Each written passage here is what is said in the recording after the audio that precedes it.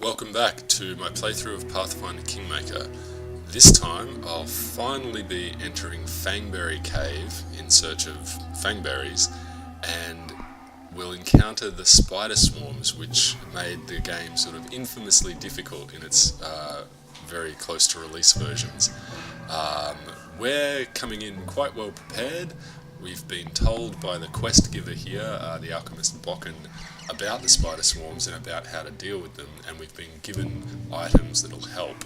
So hopefully, by the time we get to this encounter, it's not quite the nightmare that it was for early players of the game. Having said that though, I'm now really hoping that we do win. I'll be slightly embarrassed if we go in so well prepared and don't manage it. Let's find out, shall we? So, we've got Joseph, Valerie, Amiri, we've got Lindsay and Harem the dwarf. We just want to check our formation is right and that our artificial intelligence is turned off. It's not for Harem. And Lindsay, what's called for? All of our characters, This is my path. so that we can micromanage them effectively rather than leaving decisions in the hands of the computer, which I don't trust in the slightest. So now we've got Joseph wielding his sword and shield, which is what we want. Valerie with her tower shield and Done sword, with excellent. waiting. Amiri using her ginormous magical bastard sword, so that's Anything great. is possible. And Lindsay with her longbow, excellent. And Harem wielding a heavy mace and a light shield. All right, I wrote it excellent. like I saw it. Let's have a quick look in inventory now. So Lindsay is medium encumbrance. We want to change that. We want to get rid of that club. Oops. We want to get rid of the club and the longsword. And we want to try to drop her encumbrance down just to light. So we'll get rid of that chain shirt, even though it's better armor than the leather. Hopefully she won't be getting physically attacked much. We want to screen her with our frontline characters. And the leather armor there means she doesn't have a movement penalty or a really hefty armor check penalty or anything like that. So although it's worse armor, it's better overall given the way we're going to use that character. Okay, that might mean we can re-equip the longsword without leaving her encumbered, and maybe even the club.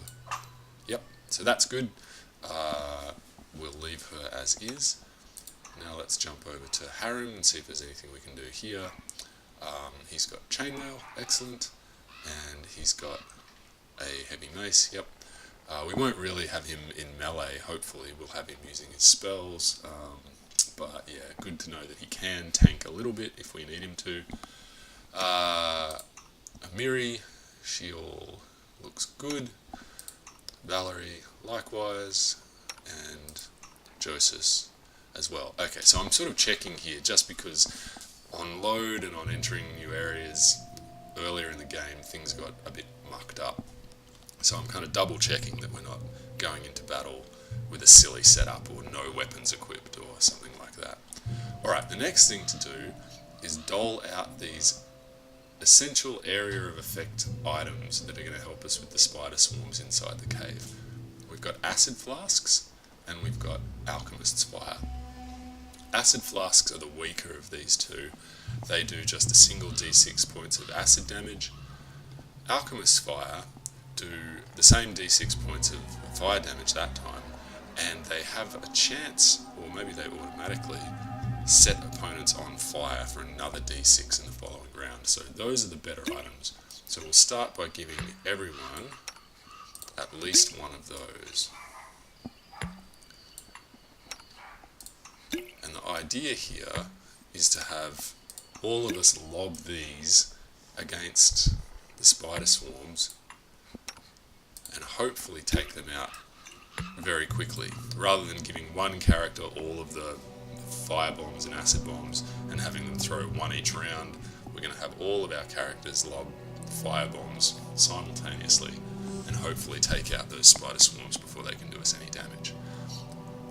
The way that you attack with these, just incidentally, is a ranged touch attack, I believe.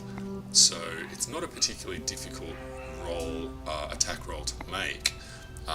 Opponent's touch armor class is based purely on their size and their dexterity bonus, I believe. There may be other modifiers to it that I'm forgetting, but in any case, touch AC is typically easier to hit than full AC because it only incorporates fewer bonuses. So even though someone like Harim has a poor dexterity, with a ranged touch attack he's nevertheless got a decent chance to hit, given he's targeting a sort of lower armor class than normal. So he'll have one. We'll give we'll give Lindsay another one. There we go. Amiri can have another one as well. And then we'll give the acid flasks to Joseph and Valerie. So everyone now has a couple of ranged attack splash weapons to use, and hopefully that means we can collectively take out the swarms before they can do us any harm. Let's double check that everyone also has some healing potions equipped, and it looks like we do, except for Harim, so we'll drop a couple of healing potions on him. We'll swap out one of these scrolls for a potion. And now, the other thing to check is that everyone has a ranged weapon equipped. So Harim doesn't, and we don't have one that he can use. So that's not ideal, but not a disaster. Lindsay, of course, has her short bow. Amiri has her composite longbow. Same for Valerie and for Joseph. Good, so everyone's got a ranged weapon as well as their splash attack weapons. I just remembered we found this magical longsword in the ancient tomb where we confronted Tartuccio. We will equip that on Joseph. So that'll give him a +1 to hit and a +1 to damage, and it'll also let him damage enemies that are only vulnerable to magical weapons. So we haven't encountered any of them yet, and I doubt that spiders will be such enemies, but when we do, it'll be really nice to have this on one of our effective melee characters, a weapon punch through damage resistance to non-magical weapons. Alright, so I think now we're ready to go. Let's close out of here. Let's save the game with our little bit of preparation done. Wouldn't be nice to have to redo that. And then let's head inside. It is done. Oh, click the doorway.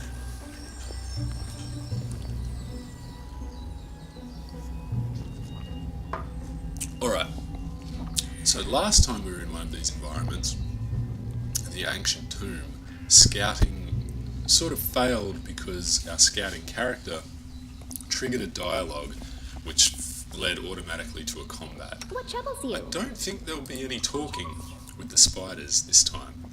So what I want to do is try that scouting. We're going to have Lindsay go into stealth mode. We're going to move her forward and see if we can find out what's waiting for us in this cave.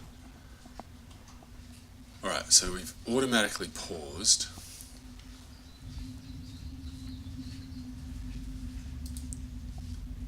There we go. So, let's pause it there. It looks like we've got a dead something, a giant spider, and some spider webs here. So, let's have her creep forward a little more. We're kind of pushing our luck, but let's see if we can spot more enemies. Yeah, so there, we've spotted the spider swarm lurking at the back of the cave. Alright, wonderful. And it looks like Amiri has made a law nature check, which should give us some information about the enemies we've just discovered. And it does, so it tells us their statistics, tells us their initiative, their speed, their size. It looks like we didn't roll high enough to learn about the specifics of their defenses and offenses and special abilities. Those are, well, in the case of offense and abilities, those are quite difficult checks. But we've learned something. There we go. That's good to know. Okay, so it looks like our enemies are over in this section of the cave. Lindsay's done her job of scouting, so let's pull her back. Let's hope she's not spotted on the way out. And she's not, that's good. Alright, let's just quickly find the range at which that enemies visible. So it looks like And so they walked on. there-ish. So let's pull her all the way back to here. And then let's arrange our melee characters such that they're not quite Adventures within await. range of sight.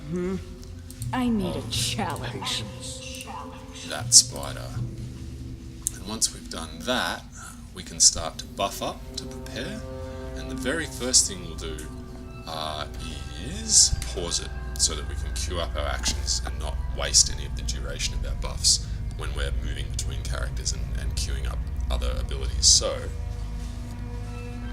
let's have Harim start by casting Bless, which will give the whole party a small bonus to attack rolls. Adventures. Let's have Lindsay start by using her bardic ability to inspire courage, which again gives us a small bonus in combat. Good to have. Wow. Let's have Amiri. She doesn't really have anything we need to activate right now. Here And she I doesn't am. have See. any buff potions that we can use to buff her up. So I am she your can just wait shield. for now. Ditto for Valerie. There's nothing we really need to stand activate ready. on her at the moment.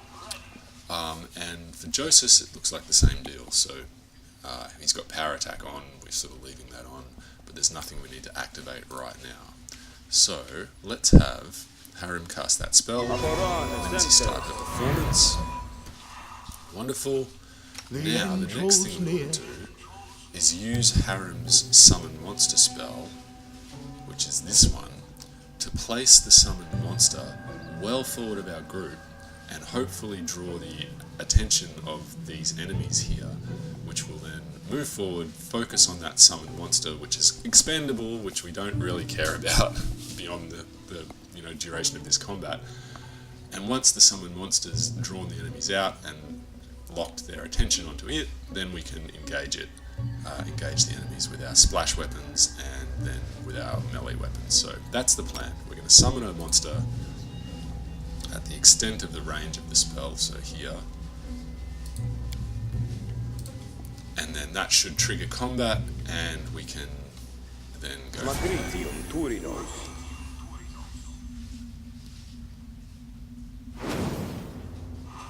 There we go. There's our summoned monster. So it hasn't triggered combat. What we might do is, I hope I haven't got Harim selected there. So it looks like we can't move it outside of combat. Okay, that's not great. It looks like we didn't put it close enough to the spider to trigger the combat, and we can't move it closer manually. Alright, let's move Harim a little bit further forward. Oh, there we go. So, excellent. We've got combat started. We've got our 2 spider swarm enemies now moving toward our summoned dog. And our characters are sort of safely back here at the moment. So let's have Harim now cast another summon monster spell up here to block the approach of these spider swarms. Let's actually set it back a little further than that. And then let's have these characters wait until that goes off so that we can engage in the way we want.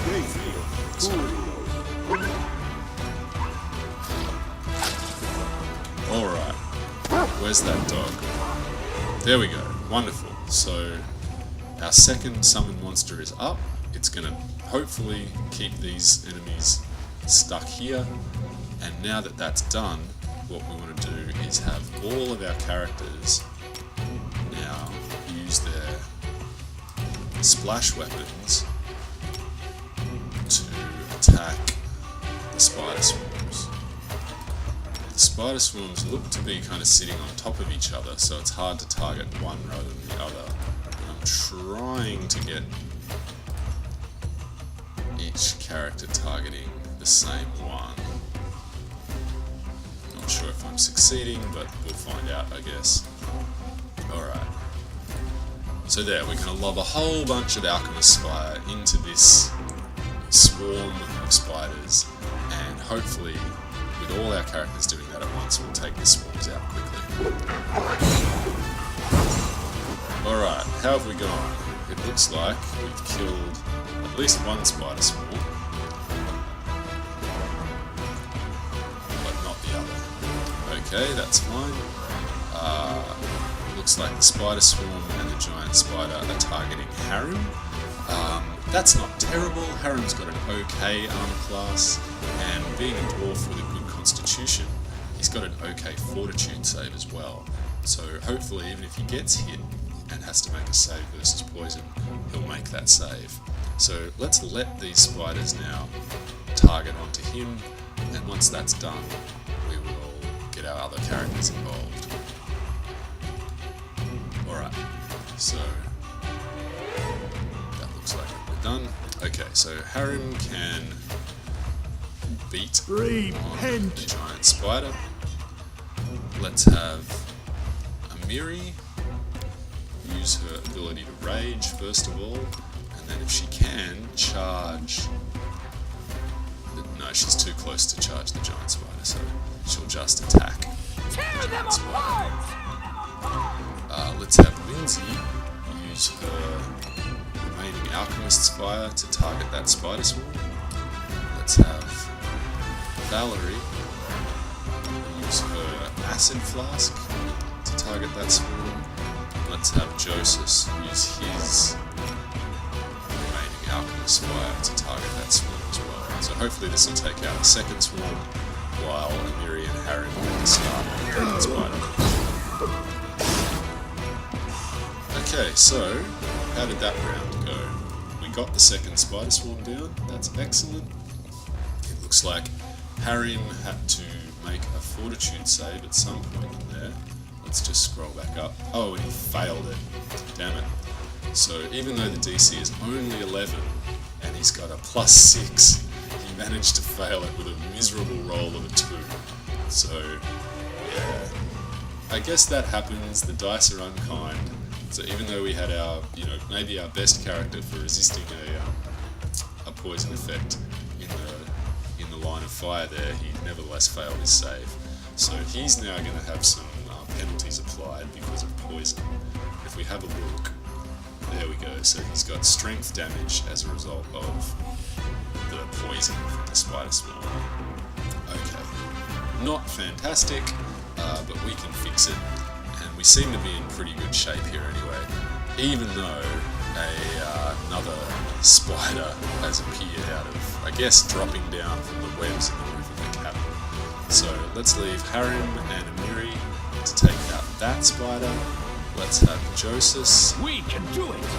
attack there. Let's have Let us Valerie strike as attack one. there. Actually, they're probably far enough away to charge. Yep, so we might as well do that and get the bonus to hit. Yep, in both cases they can do that. Let's have Lindsay. She doesn't really have any relevant spells here. So let's just have her attack with her short bow. Well, yeah, see, attacking with her short bow is going to be ineffective really because she doesn't have the right feats to shoot into combat with any accuracy. So let's have her drop a cure spell on Harrim, who's taken some damage already, just to make sure that if he takes more, he's not going to go down. Okay. And there's another spider swarm there. How did I miss that? No! How did I miss that? Alright, everyone has to stop what they're doing. And we need to deal with this new spider swarm. So yeah, the interface, the sort of combat screen is quite busy, and it looks cool. And if I zoom in, yeah, everything looks pretty cool. And maybe I should have noticed this, but behind this bit of cabin wall here, there's actually another spider swarm. We can see the little red sort of dots of that. So yeah, should have noticed that earlier. We need to change our plan. We're going to have acid and fire from all of our characters who have it left. So Valerie may not have any left. We're going to have everyone who's got some left drop it on spider swarm. Harrim's fighting the big spider. Alright, there we go. Do that. Alright, how did we go there? Let's get back down to the bottom of the combat log. We've got a spider swarm still up. It's a bit hard to see how much health it has left here. So, yeah, I'm not sure what to do about that. I guess we just keep hammering on it while we can. Let's have Miri throw that. It looks like she's already doing that. Yeah, looks like she's already doing that. Alright.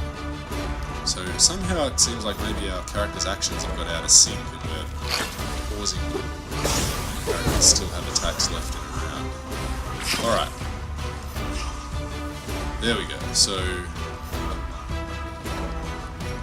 we've still got one spider swarm up. We've got Valerie. Strike with all your might. Joseph now taking on this spider. We've got Amiri Go down. and Harrim taking Your on life this spider. low.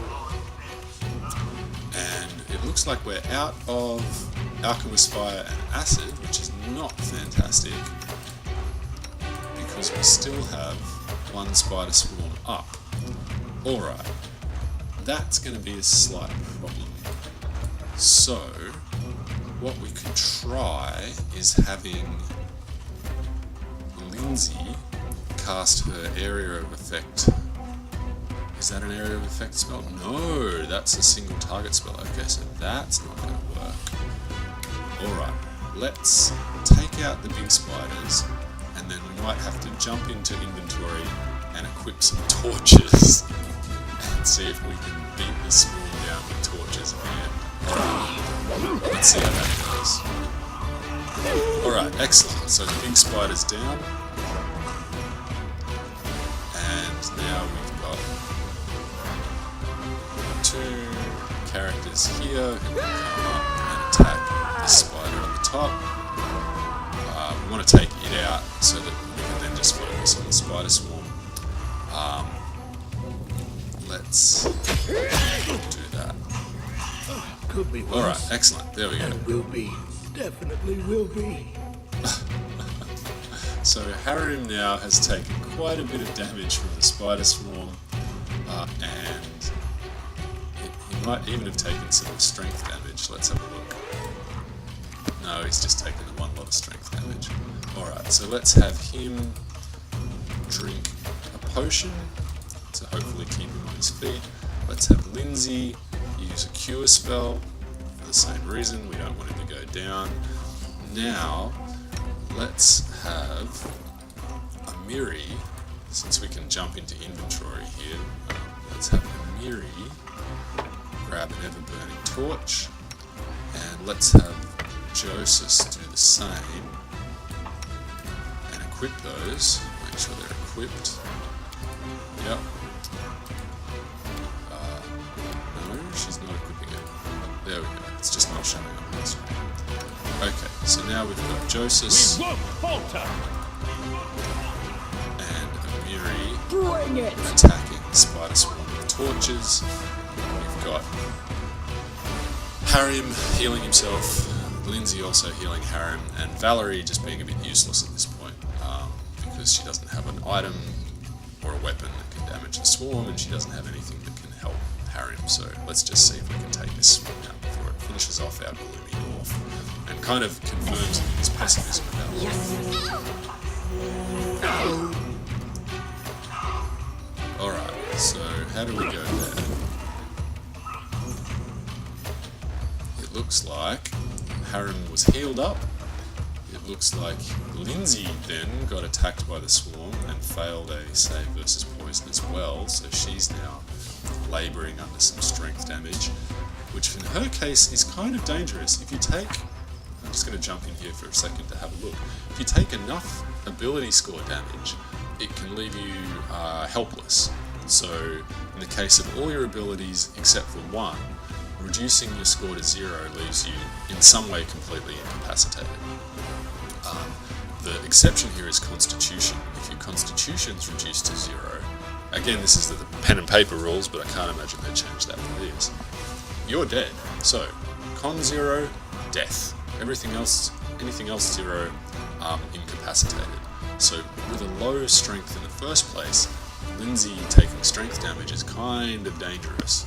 So there's not a lot we can really do about it at this point, except keep whacking away at the spider swarm.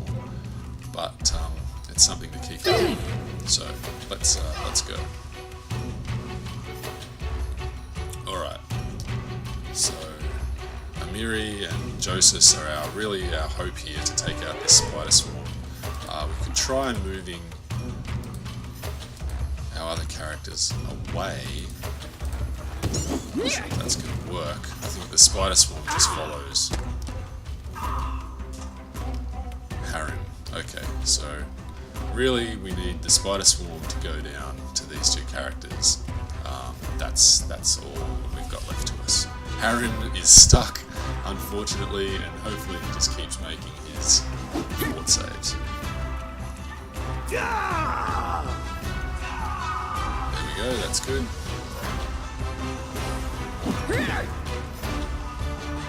I'll wipe down for a moment.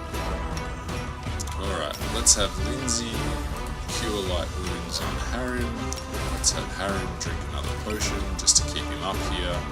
Because if he goes down, I'm guessing the swarm's going to jump to another character, and we really don't want these characters incapacitated by strength damage, since they're the ones that are going to take the swarm. So let's keep him up if we can. Excellent! There we go. So, we ran out of fire and acid, which was a bit stressful, but we took out the swarms in the end using our torches on our best melee characters. Luckily, the swarm had latched onto Harren, who's a sturdy, hearty dwarf, and who mostly resisted the strength damaging poison with his good fortitude save. So we kind of got a little lucky there, maybe. But overall, that was the toughest encounter we've had yet, and we won. We didn't lose anyone. We burned quite a lot of resources, so our splash damage weapons and some potions of healing. But yeah, I'm quite happy with how that went. I'm also quite happy with how the scouting worked that time as well. So we were able to move Lindsay forward under the effects of stealth, spot the swarms and the spider up here, and then prepare back here so that we could enter battle already buffed up and with summoned allies on the battlefield, to kind of set up the way the combat was going to go to our liking. So that was good. I really liked the way that played out. It was challenging, but if we approached it right with the right equipment and the right knowledge, and if we set up the combat right, then it looked like that was what we needed to get through it. So great, I like that. What are we going to do now? Well, let's save, first of all, having made that nice bit of progress. No stopping now. Now, let's investigate the cave. So the temptation here is to just hit tab and see what interactable objects there are in the environment, but having a look around, I think, is maybe a more kind of immersive and interesting way to do it. So, there's nothing over here that we can grab or investigate. We can't loot the spider body, not that I'd really want to. So let's explore down this way, and what we find is a dead body with some potion, some gold, and a minor trinket, so we'll grab that. And we also find the Fangberry bush, which is what brought us here in the first place. Now, I wonder... This is not a grab icon. If you notice, if we zoom in, when we hovered over this little guy,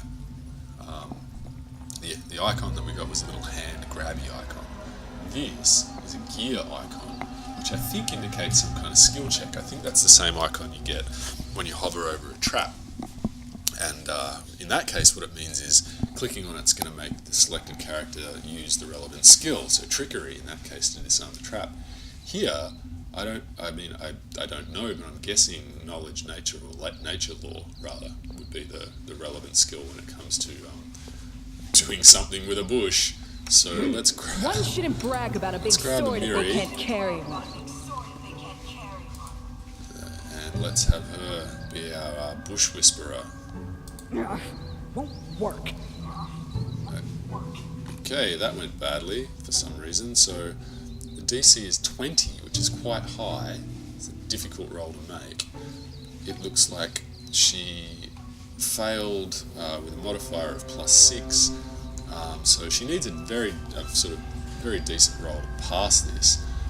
What we can do here is just have a quick look at her law nature check and see if there's something we can do to improve it.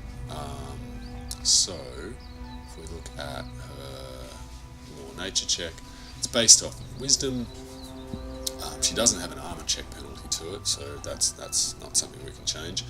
If we had an item or a spell that improved her wisdom, we could use that on her to get a bonus to this skill, given that it's keyed off of wisdom. We don't have a wisdom buffing item or spell, so we can't do that. What we do have, though, is a cleric who can cast a minor spell called Guidance. And that one is there. It's always the last place you look. So we can use Guidance to improve Amiri's skill check by 1. So it's not a big bonus, but it's a bonus nonetheless, and we can cast this as a 0 level spell over and over. So let's have him do that. Done with waiting. Give her that minor bonus, and then have That her was try that easy. again. Alright, so that time she succeeded. She rolled a 15. She had a +7 this time instead of a +6. And so she got a DC 20 skill check success. It would have been really cool if she succeeded by just 1 and the Guidance was the difference maker there. It wasn't quite that neat, but yeah, every little bit helps, I think. So if you've got an ability that's relevant, you might as well use it to influence your chances of success. So she's now collected some Fangberries for us. Let's have a look in our inventory, see what they look like after all this trouble. What are those the Fangberries? Yes. Alright, small red berries resembling a raspberry. Bokken will be very happy, I'm sure. And with those in hand, looks like we can only get that one. Let's head out of this cave. And let's go back to Oleg's.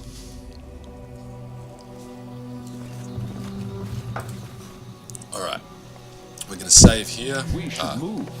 We're going to, first of all, I am yours equip to command. our character's regular weapons Well. again. Just so we don't find ourselves in combat Anything with is the wrong possible. thing in hand. Everywhere I go, the pole hangs Yep, over that's good. everything. Though people say it was I better wrote We're it like now a going guide. to heal up to the extent that we can. So drop a heal spell on Lindsay. Since she was looking kind of fragile on only 9 hit points, she's sort of one decent whack away from going down if we did end up in combat between now I'll and make resting. my own legend. Let's have Joseph use his ability to lay on hands, first of all on himself, to hopefully get, well, 1 hit point is not fantastic. Let's do it again. There we go. So we rolled minimum and then maximum. So between the two of those rolls, we got sort of an average amount of hit points back from the uses of the ability. Let's have him use the last one on Amiri, who's down quite a bit as well. So that's a decent roll on that D6 for lay on hands, and she's in slightly better The shape than end she was. draws near. Harium has used up his Bless spell and his 2 summon monster spells. Can we move that around? Yeah, there we go. And his 2 summon monster spells, so he doesn't have anything to contribute at this point. What we will do is save again, just so we don't have to do that bit of fiddling again. And I'm Yes. going to try to rest, because at the moment our gloomy dwarf, our chipper halfling, and our what's the best way to describe a Miri? Abrasive barbarian are all suffering from strength damage due to poison from those spiders and spider swarms. In Harim's case, it's not such a big deal. He's not really a melee character, and unless it was so low that he was badly encumbered or in danger of being incapacitated if he lost even a little more, I wouldn't worry so much about it. In Amiri's case, she is one of our main melee characters, and having her strength reduced impairs her ability to fight for us, so we want to fix that as soon as possible. The way to do that is either to use spells that restore ability point damage, to use items that do the same thing, or just to rest. So ability point damage will heal naturally like hit point damage will with rest. Not as quickly, I don't think, as hit point damage, so I'm not sure how long it would take us to rest and restore all this without the aid of any sort of healing magic. But that's our only option, really, so we're going to do that. That means what we want to do is make camp. Make camp right outside the spider cave. Oh, no, we can't do that because there are enemies already nearby. Alright. And Lindsay was called for. Let's see if we can spot them Betrays them. without them spotting us.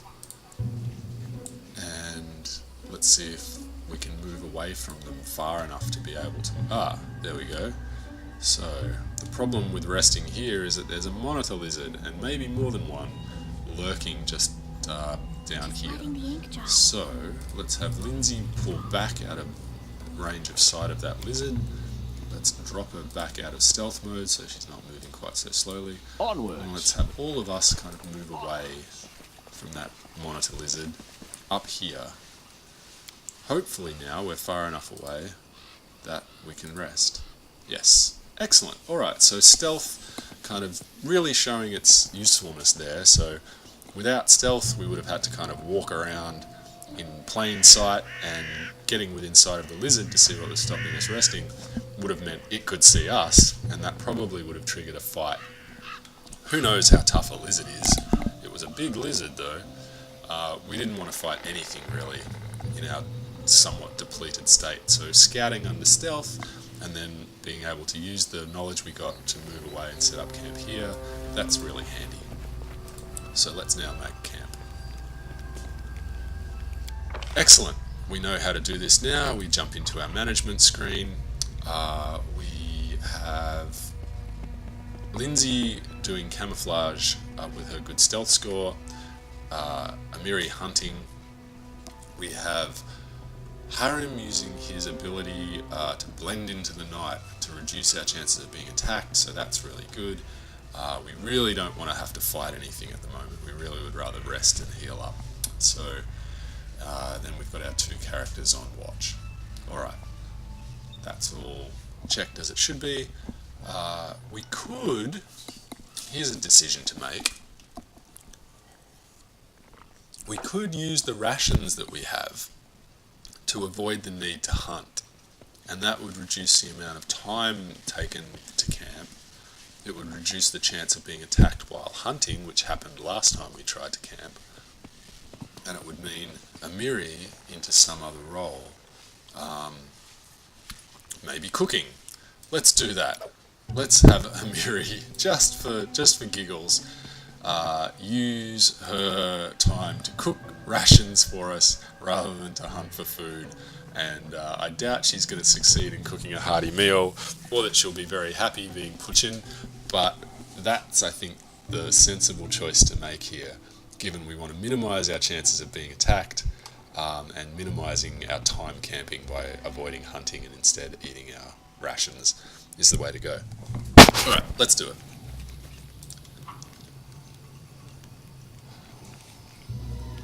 A hunter should be appointed. Oh no, so we can't do that because we now need 5 rations rather than 4, because we have 5 characters rather than 4, and so no one can go hungry. That means we do still need to appoint a hunter to get that 1 ration back. So hopefully getting 1 ration's worth of hunting done is going to take less time than getting 5 rations worth of hunting done. But it does mean that what I thought was a good choice was actually not even possible. So, alright, we fixed that. And we I can start sank to to rest. such lows after my exile. I was a pathetic sot, drowning my feelings of uselessness in cheap drinks. How ironic is it that the teachings of Grotus would bring sense to my life? Alright, a bit of backstory on Harim and how he came to be a devotee of Grotus, the gloomy god. I'm not sure what Grotus is a god of. Depression, maybe? But interesting to get a little bit of backstory. It seems like every time we camp, one of our NPCs is going to, say something or do something that reveals a bit of their character or their story. So that's kind of cool. Alright. So as we hoped, finding enough food to feed one person didn't take very long. As we also hoped, our good stealth score on Lindsay has let us camouflage the camp successfully. Now we can do the actual rest bit of the rest. And it looks like we have made it through without incident. So let's just quickly pause and have a look at the effects of the rest. We've healed using Harim's spells. We have used up those camping supplies and rations for 4 of us. We have healed some strength damage. So each of our damaged characters has healed 1 point of strength damage. What that looks like is fully healing from the strength damage we've taken by relying just on natural resting healing is going to take a while. And the longer we sort of rest out in the wilderness, the more likely it is we're going to be attacked either while we're hunting for food or while we're actually resting. So with everyone healed, with our spells restored, and with at least a little bit of that strength damage healed up too, what I'm going to do is leave this area, try to make it back to Oleg's trading post, and there we can rest in peace and safety for as long as we need to restore the strength damage to our poisoned characters. Alright, all of this is telling me that getting some magical abilities to restore things like this is important in this game. They don't pull any punches. If you get poisoned and you take strength damage, you've got to deal with it somehow. And natural healing is not the efficient way to do it. So let's grab everyone, let's have a look on our mini-map, and I don't know how we know there's loot here off the edge of the explored bit of the map, but okay. Let's head over to the area exit and jump back onto the world map, hopefully, to March on. make our way back to Oleg's. Alright, let's save before we do that. Save regularly. Seems like good advice.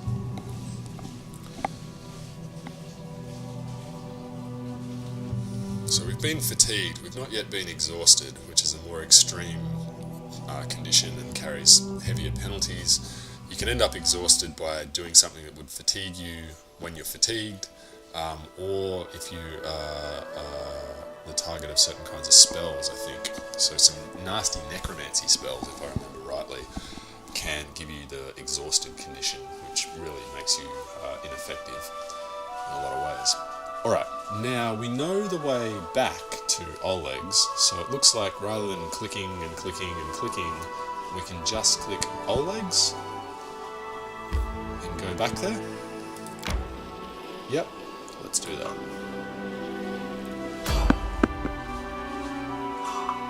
Alright, random encounter. Now, we're fully healed up, we've got all our spells, we are still, strength damaged in some cases. We could fight this, we have no idea what it is, but what I'm going to do instead is just try to avoid it. So we've spotted them, but like last time we failed to sneak past, so we have to fight. Okay. Let's see what we've encountered, and hope that it's nothing too nasty standing between us and a nice rest at Oleg's trading post.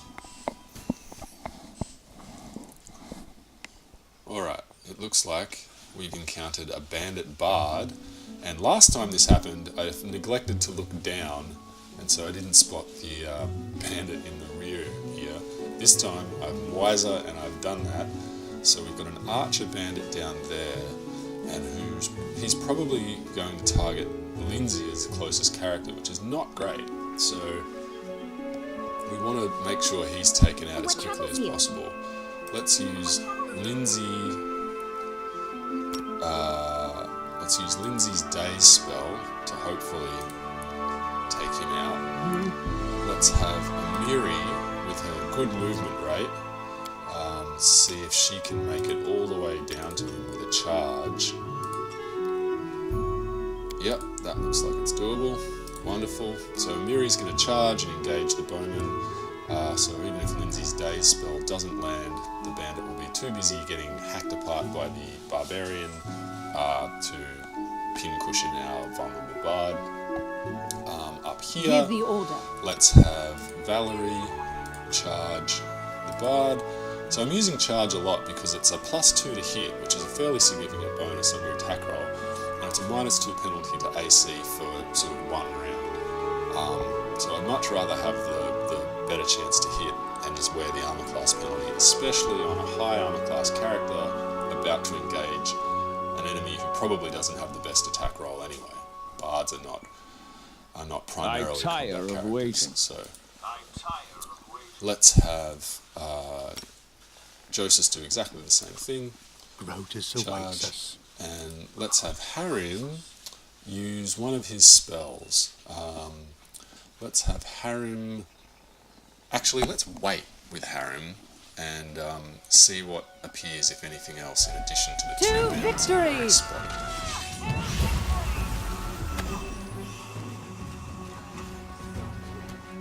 Alright, so Daze landed on the bandit down here. That's excellent. Amiri can now beat him down, and we can probably pull Lindsay back up to here to help take out this bard. So the archer character, we've faced archers before, we know what they do. The bard though, we haven't faced a bandit bard before, so we'll focus our attention on him.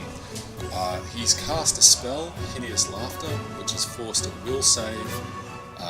Luckily, it looks like he targeted Joseph, who has a very good will save and who rolled fairly decently. And luckily, and predictably, he's resisted the effect of that spell, which otherwise would have incapacitated him. It's a nasty spell, that one, if it lands. So, looks like these are the only two enemies we're going to have to deal with. Let's have Harim. Let's just have him summon one of his monsters up here, maybe behind the bard to give us a kind of flanking bonus. We'll see if that's how it works. And yeah, we'll go from that.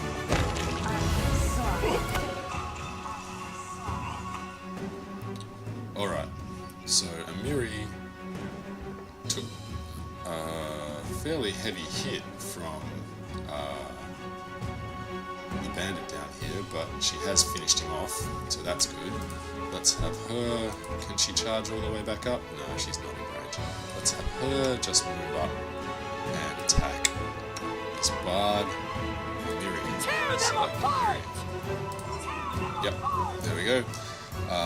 Now we've got Joseph failing a save, probably with a pretty bad roll, and indeed it was with a roll of 1, so they don't get much worse than that, and despite his good will save, he has fallen victim to the effects of the Hideous Laughter spell.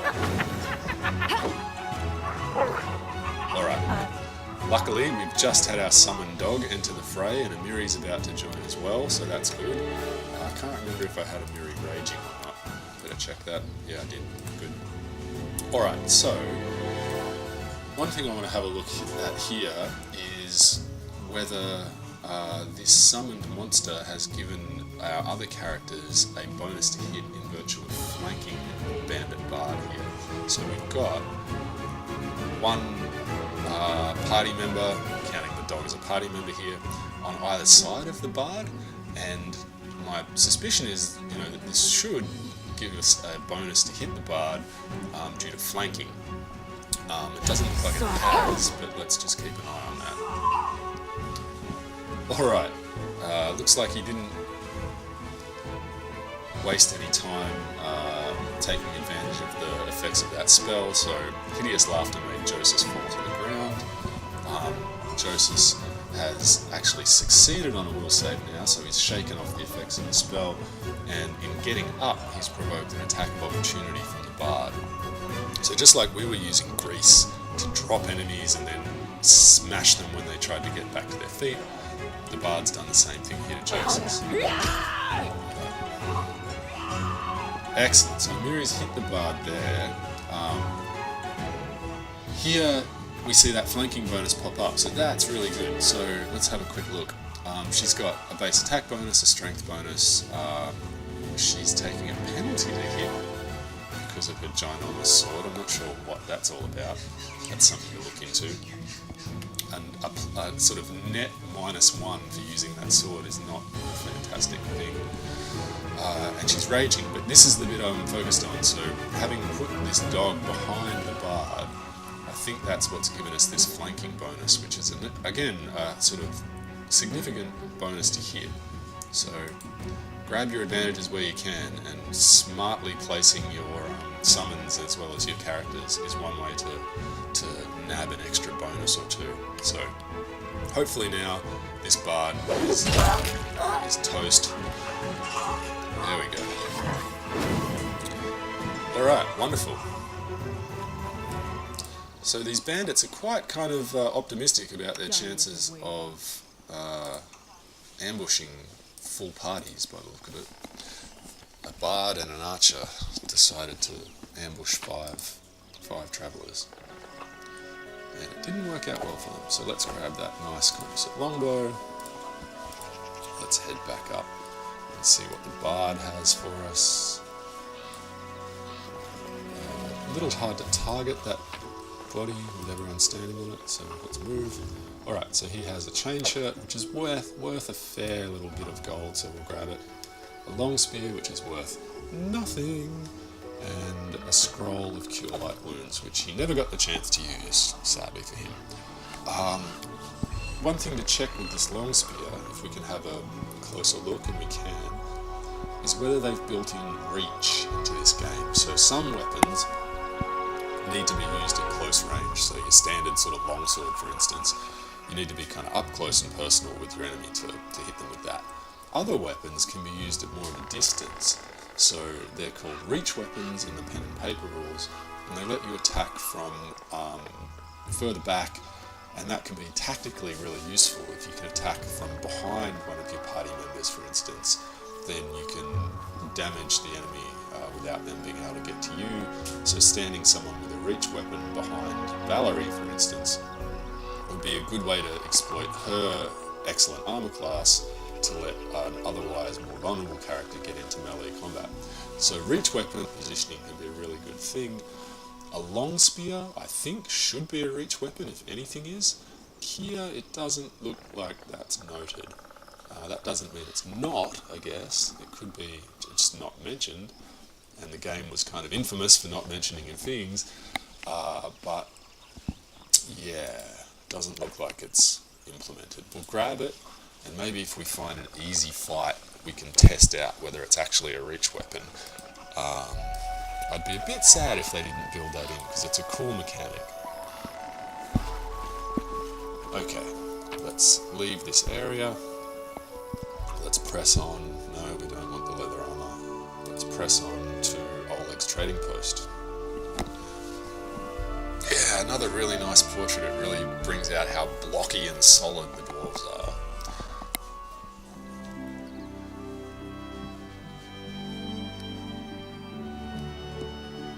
Okay, so Lindsay thinks he's just a whiner. Fair enough, Lindsay. On our way to Oleg's. And we make it without further incident. Excellent, let's enter.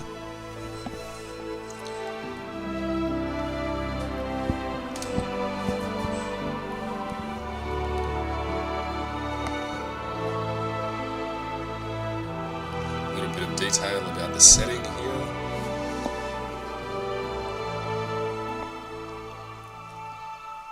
And the art for these loading screens is quite nice too. I like the variety of styles that they're using. Gives a bit of interest to the loading screens. Okay, so once we're back in this safe area, it looks like our party just kind of disperses. We're left with just Joseph to control. So let's move him up here to talk to Bokken. And whoa, okay, scripted thing. Okay, so Oleg says, listen, since you dispatched the bandits with such skill, maybe you can help us with another problem. That's what we're all about. There's a feral swine living here in the woods, not a normal wild pig. We're talking about a vicious boar, as big as a bear and wicked as a devil. The locals call him Tusk Gutter. Many hunters have lost life and limb to him. Vekel Benzen found his lair and went to kill the beast, but came back with one leg. Not one leg of the beast, I presume, just one leg of his own, the other leg missing. Important to be clear about these things. Is it a three-legged wild pig? Come on, inquiring minds need to know. He put a bounty on the boar's head, but it looks like there aren't any heroes around here bold enough to claim it. Maybe you will rid us of this monster. Will we go fight a pig? Yes, we'll fight a pig.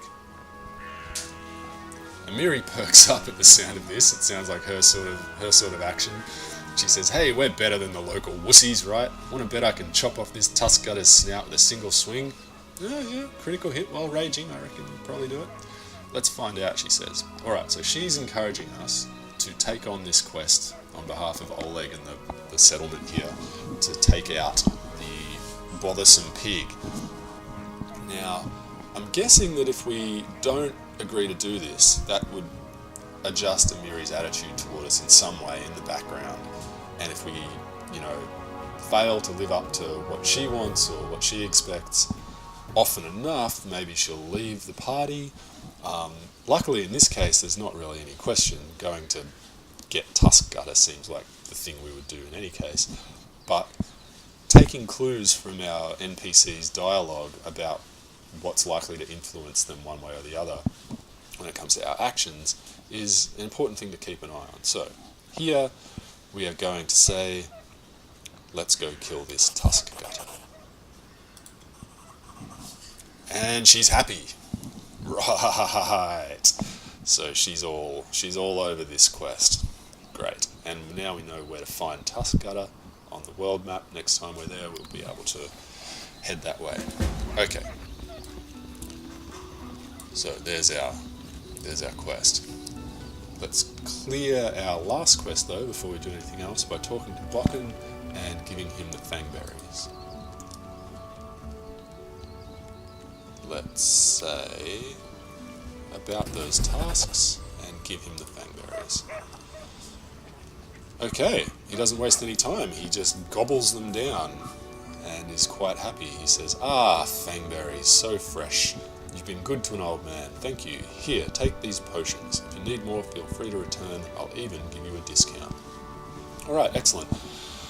So kind of handily, the game has given us a potion of lesser restoration, which would restore some of that ability point damage that we're suffering from, and a couple of Cure Light Wounds potions. We also got a decent little whack of experience, and now we can ask him what they're for. So he wouldn't tell us until we got them for him. Now that we've given them to him, he's going to tell us what they're for. Alright.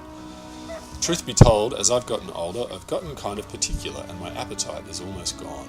Everything I eat is practically tasteless to me now. I can barely force myself to swallow a bite. Only thing I can still taste is Fangberries, so I add them to my porridge or to roasted meat. I even add them to my potions. When I ran out of Fangberries, I stopped eating entirely.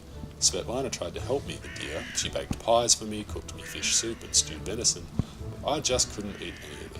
I was desperate. Those damn spiders had sucked the last little bit of joy out of my life.